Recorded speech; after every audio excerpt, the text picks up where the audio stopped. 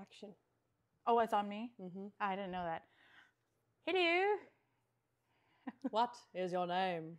My name is MC. What is the color of your shirt? It's kind of blue. What is the capital of Assyria?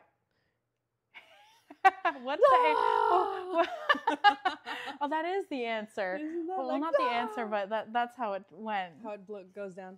Hi, I'm Chez. What is your name? Whatever. What is your name? I'm Chez. You just said that. Okay, what is the color of your shirt? Green. It is green. What did you think my I don't shirt know. I was? was like teal, but it's not. That's green.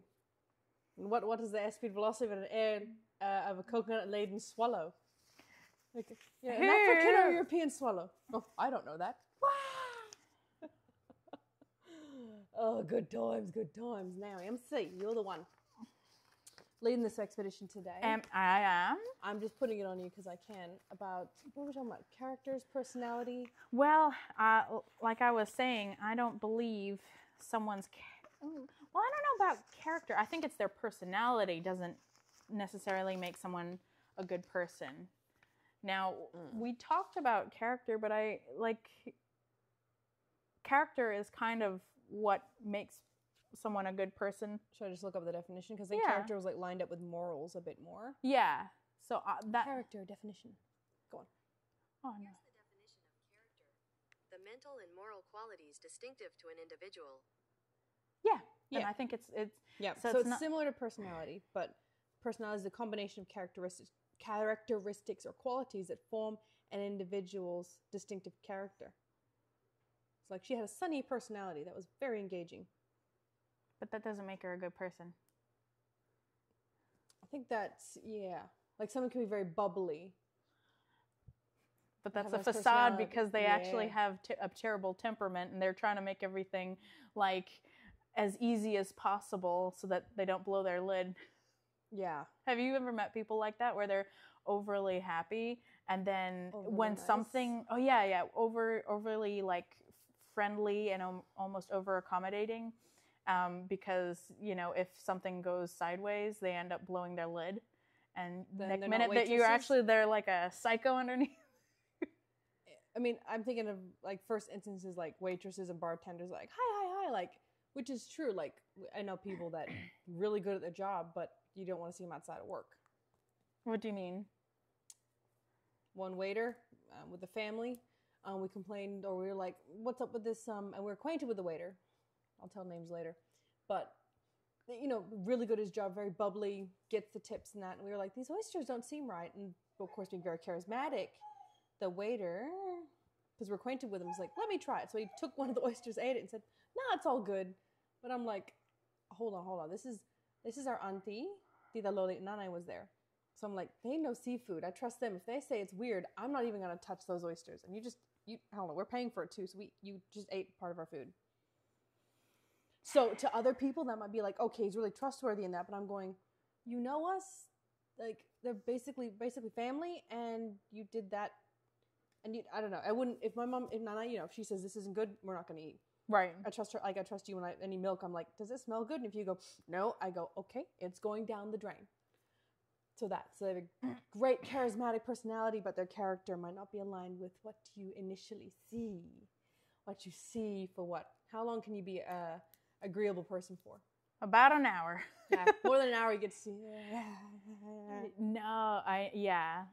But I think even like as waiters, I know it's their job to it's kind of their job. I don't really think it's a big thing, but everybody has their own opinions. But, when you have a waiter or a waitress, I think it's better to be authentic, and if you think something's disrespectful, point it out respectfully. You have to learn how to operate with other people. And that's not easy. I understand that's not an easy thing to do. But I guess what I notice here in the States is everybody's just, if there's a problem, they're just, and it's so lovely, and completely overlook the fact that there's underlying issues that's not being addressed. I think it is better if you are authentic and you say, hey, you know, mistake. Like there's been a mistake. or yeah, there's been a been a delay, mistake. Hey, but I guess also it's all, you know, as soon as somebody admits they've done a mistake, I've seen where people can really hammer down, oh, you're useless and this and that and the other, and you know, and then really hammer down once they hear that, so you know, they accept their mistake.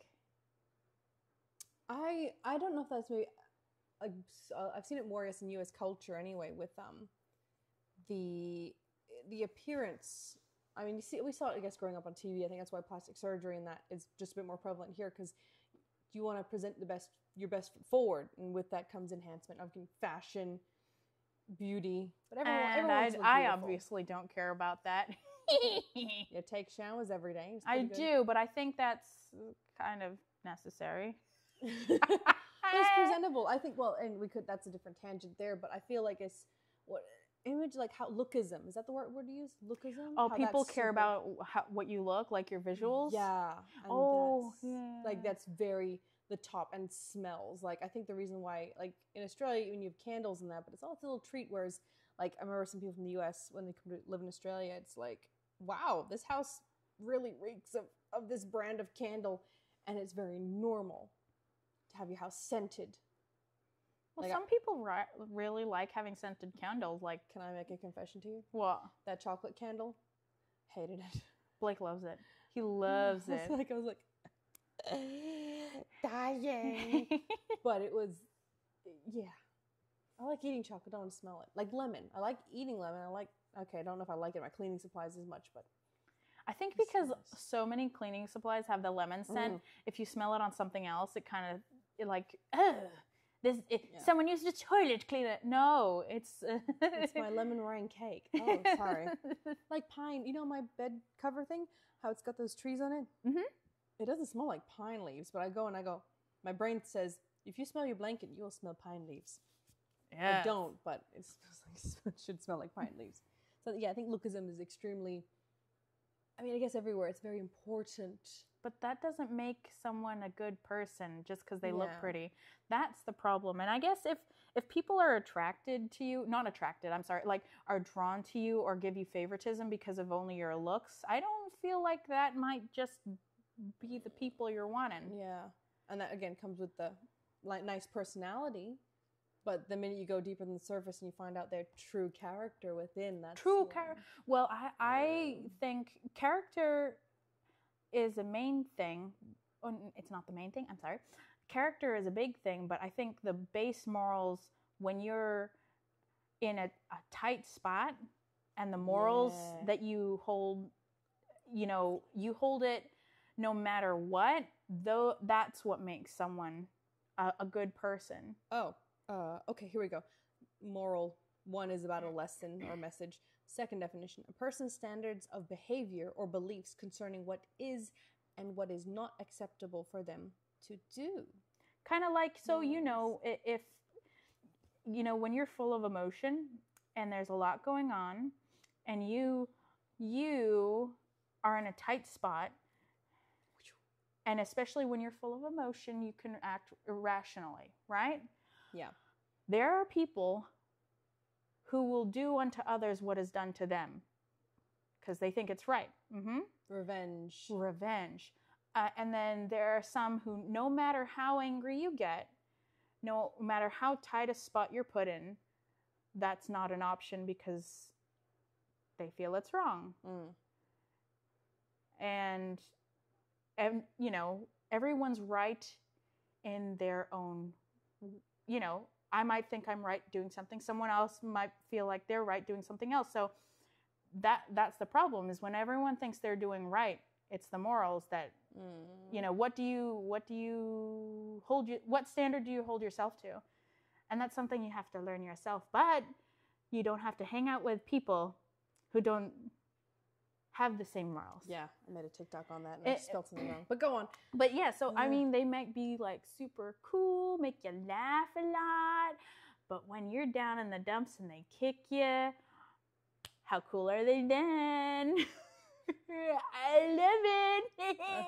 so concerned because people who are watching might not know, but this is dangerous. If MC's doing this, something's about to pop. Is it? Well, it's more like, ha ha ha. You're keeping it up Well, I'm keeping up beat because, I mean, your real examples when they come out, they'll be like. Well, I think I usually like to make jokes about serious things because it can be real problems, right? You know, it's an overall generalization of something, but when you get into a situation like that, you're like, yeah. Yeah, I was just thinking people thought I was friends, and I was like, I don't think we're that actually friendly. Like, couple were breaking up, and they both called me on a Saturday morning, and I'm like, I'm not a counselor. I didn't think we were this. I think that's maybe one thing as well is that, but this couple seemed really nice when they broke up. That's when, and I think. Oh, can I interject real quick? So, the couple. Sometimes I like to listen to my feelings, and sometimes it doesn't make sense, but there's a little thing in my brain or my heart that goes, not right. And you had that feeling. I had that feeling. I tried so hard to be nice and to give them a chance. They've showed me no reason to not like them, but something was like knocking at my brain. So I was just like, just be careful, Chez. I'm not going to really come around to hang out with them, but just be careful because something doesn't feel right. Now continue. See, MC's got that. I think the best word to describe it is nunchi. You get that vibe of like, are they good or not? Me, I don't have that. It's really blocked. Like, I need an explosion. And this exploded in my face. I feel like this couple, when they broke up, I got phone calls. I think more people got phone calls as well to get them on either side. So they were just not compatible with each other. But I also felt like, if you're like, okay, you called me and put me into a predicament because stuff was going on. Police got involved. But then also, it just seemed like, well, you're not compatible with each other. Did it have to wait till this long to blow up? And they both were very, very nice. But when it came to the breakup, it was horrible. They were being divisive with this, like, are you on this person's team? Are you on that person's team? And I'm going, this is just chaos. This is just chaos. And I remember you telling me you got off the phone call with one of them, and she'd said things to you that was probably something that should have, you should have.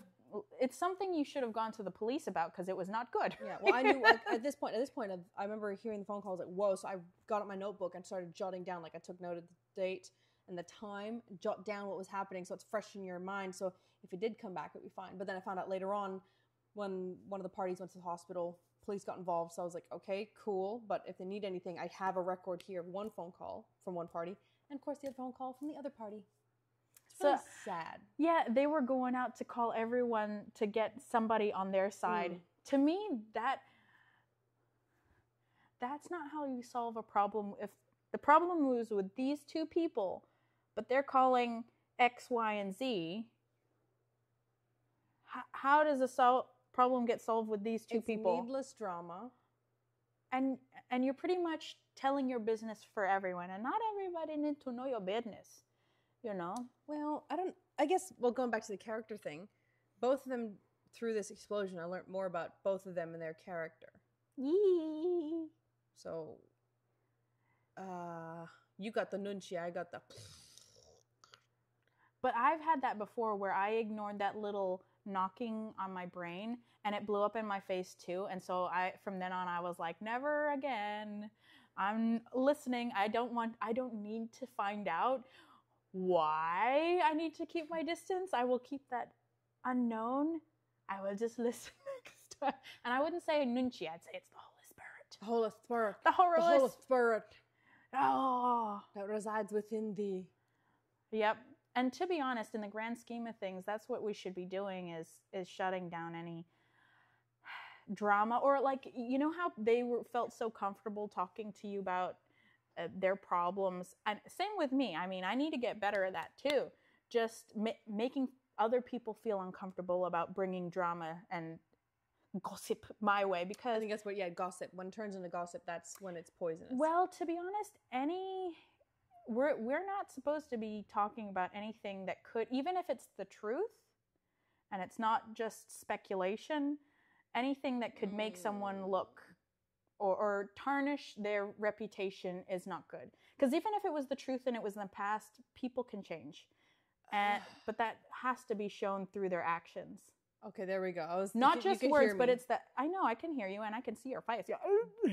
I don't know. But it's true though. Like I don't think it's right to tarnish someone's reputation for something that they did. Maybe they've opened their eyeballs and be like, "Oh yeah, I was a little bit silly," and then they're trying to be a better person. That shouldn't hold them back. Yeah, I feel like that would.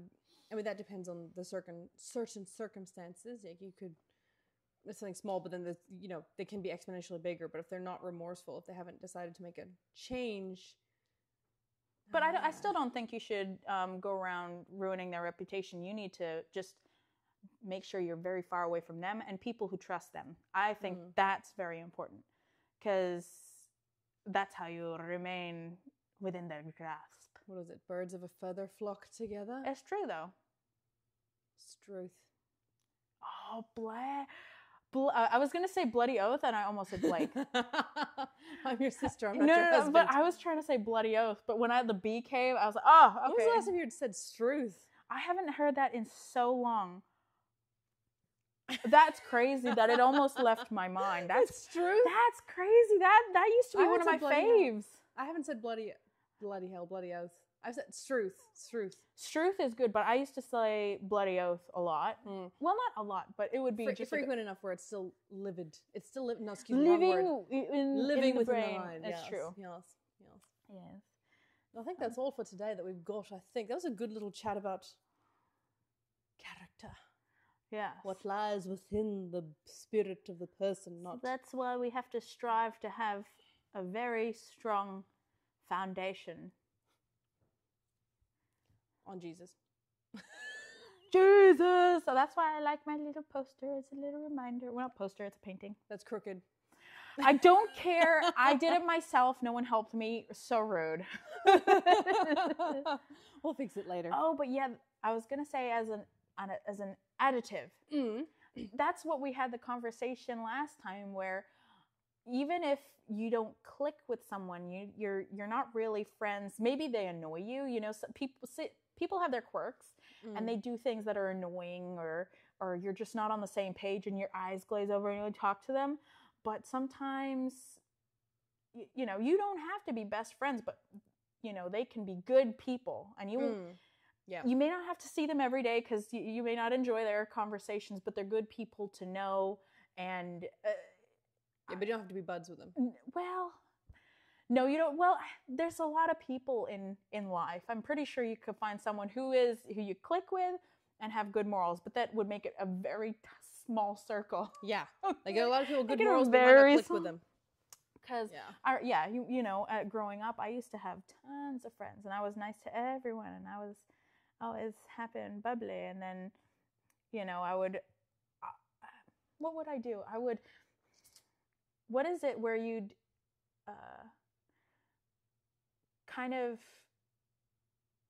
they would overstep boundaries on me and I'd be okay with it because I don't want to do you know what I mean? You too nice, being a marshmallow, letting people, they crossed boundaries and they weren't really set. Or So I think for a little bit I bounced hard the other way where I was like, nah. And now it has mellowed out and I think I've come to a good balance because you can't be truthful and be mean because that's just being unkind. But you can't be nice and untruthful because that's also not right. It's just like short-circuiting your because system, I don't think lying is good, even if it's small stuff. Yeah, even exaggeration. Yeah, because so even if you're trying to be nice, you don't want to hurt their feelings.